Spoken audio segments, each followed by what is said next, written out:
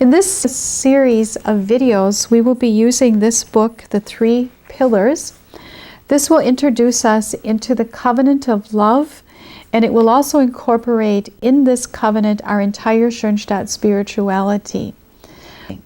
These books you can purchase at your local center or through your group leader. We would like to continue working with the covenant of love. We have looked at the promises, those things that the Blessed Mother wishes to do for us in this covenant relationship. And now we want to look at what we call the 6 demands or 6 requests of the covenant. And this is what the Blessed Mother asks of us. If you recall, when we began working with the covenant, we said that when one enters into a covenant, both partners have a responsibility. It's not a one-sided agreement or pact or sacred bond, but both partners have responsibilities. If we just go back and think of the covenant that God made with Adam and Eve, God's part and the part of Adam and Eve. Think of the covenant with Noah, God's part, the part of Noah.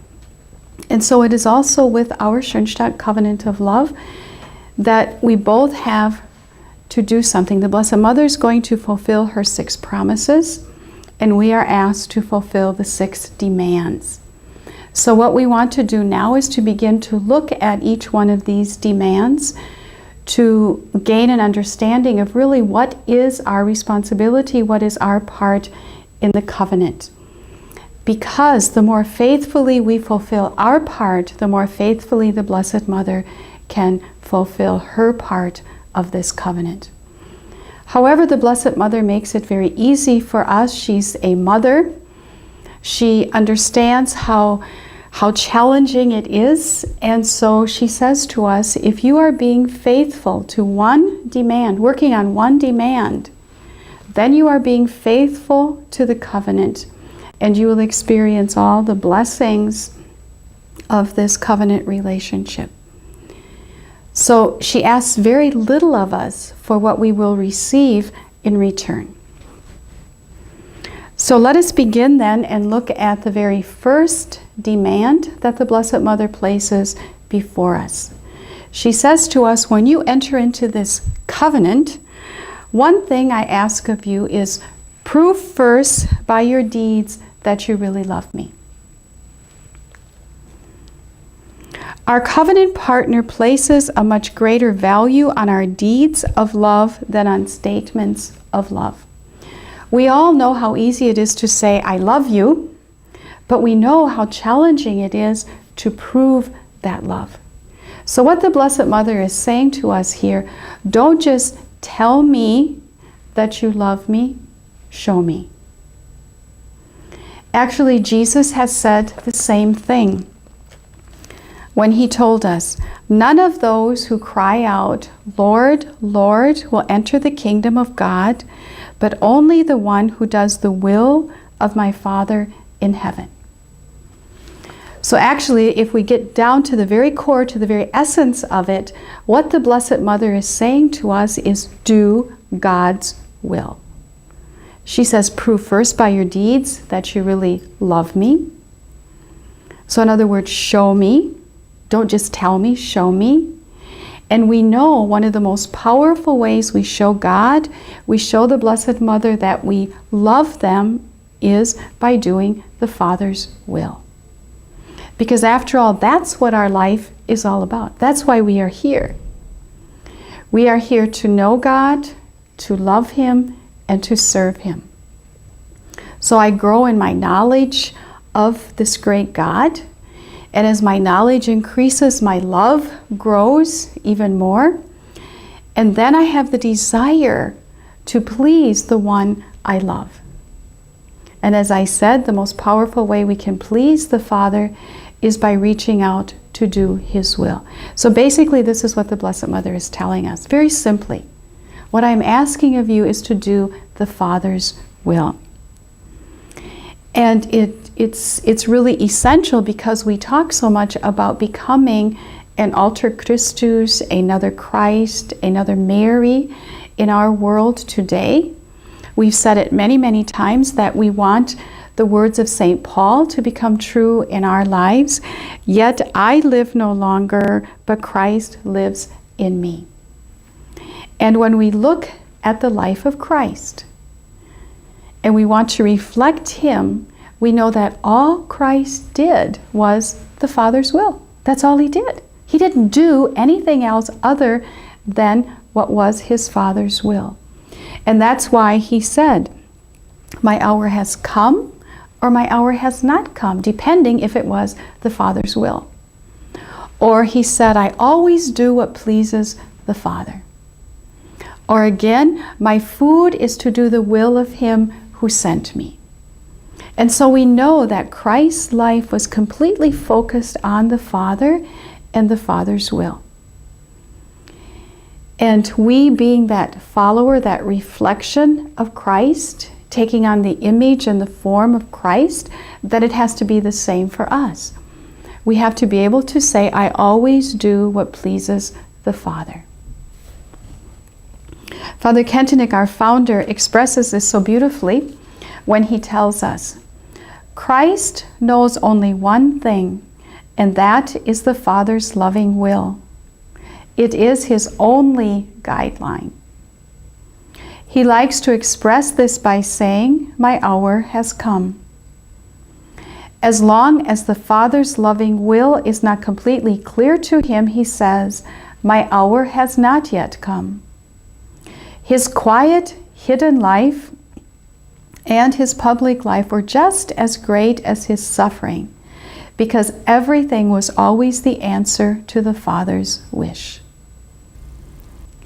So we see how important it is, as an alter Christus, another Christ, an alter Maria, another Mary, to do the Father's will. That has to be our whole focal point. I often like to think of the idea, the image of in former times when they had the oxen and the horses that they would use to plow the fields, and they had these blinders on them. And I suppose these blinders were there so that they would focus and they wouldn't be distracted. And I often think that's what we need many times. We need to have these blinders on so that we can focus on what is most important in our life. And that is doing God's will, fulfilling God's slightest wish, not only His commanding will, but His slightest wish. And because this is so important, and because this is what our life is all about, that's why the Blessed Mother comes and says to us in the covenant, the very first thing I ask of you is to prove first by your deeds. In other words, to do God's will. Now, you and I know how challenging this is. It's challenging, first of all, because many times it's very difficult for us to discern what is God's will in a specific situation. I am quite sure that all of us would say, and do say, yes, I certainly want to do God's will. There's no question about it. But Sometimes I don't know what it is. And then what also makes this sometimes very difficult or very challenging for us is once I recognize what God's will is, I may not want to do it. God may be asking something of me that is not very easy or very pleasant or very convenient at the moment. Because you see, there's 2 steps here in proving our love. First of all, it's discerning, trying to figure out what God wants me to do. And the second step is once I figure it out, then I should do it. I owe God that respect, that obedience, that love, that I then carry it out. So how can we really grow more and more into this focus and living out of, yes, my life is all about doing the Father's loving will? This is where we then go into our Schoenstatt spirituality, which is the practical belief in divine providence. This teaching on the practical belief in divine providence helps us, first of all, to really see God as our loving and caring Father, that we look at the image of God. And as we look at this image of God and we see Him as our Father, that immediately awakens a response in us, and that response is childlikeness. Because when you have Father, when you think of Father, you have to think of child. And so our teaching of divine providence, first of all, helps us to see that God really is my Father, that I am His child, and that as my Father, He wants to take perfect care of me, that He's developed this beautiful plan of my life, that He provides for me. And so my response is one, or should be one, of trust, of letting go and allowing God to lead and guide me according to His will. Now, our teaching on divine providence is very extensive. And so we will not cover it right now, but at a later time, we will do a more extensive study on the teachings of divine providence. In the teachings of divine providence, just to give you a little preview, we will be covering such things as various ways to help us to recognize God's will. Because we know that God, as this loving and merciful Father, He just doesn't say, do my will, do it, please do it. But He says, here are all the tools that can help you. And so we go through and we look at all of these tools. And then we also see the blessing, the great blessings actually that come from doing God's will. Another concept that we will study as we go through divine providence is we're going to look at how God really cares for us. And there we speak of this master plan that God has drawn up of each of our lives. We often refer to it as a blueprint, realizing that God has put everything on that blueprint, the whole plan of our lives, that we need, everything we need to come home to Him. And so that we realize in our study of divine providence that there really is a plan, that I'm not just down here aimlessly walking around and wondering what I should be doing and where I should be going, that there's actually a plan. And to come to that realization. And to realize also that this plan is a plan of love. It's made by a God who loves us. And everything in that plan is love, love, love.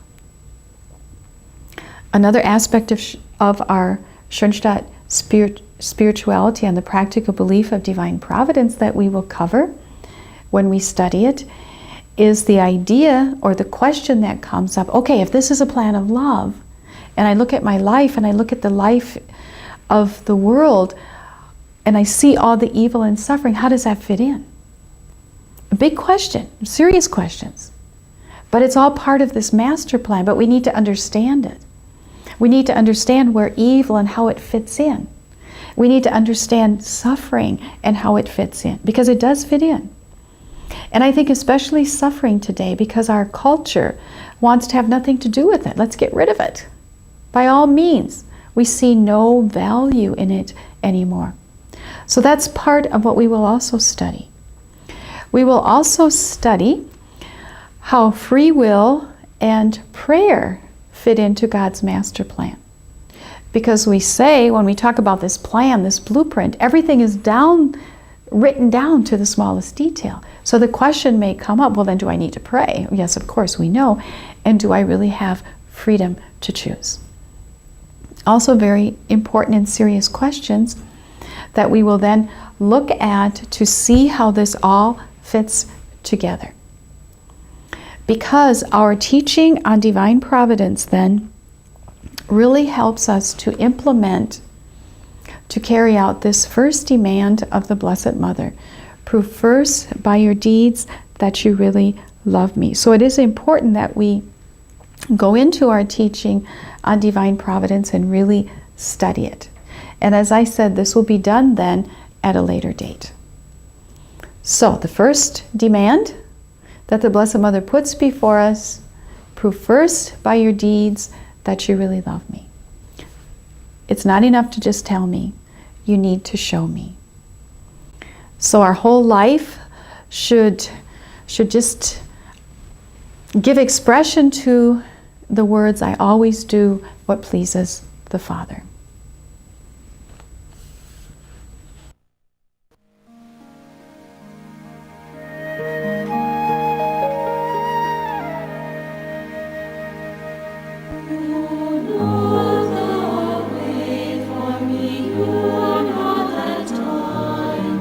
Into your hands I trust in this small.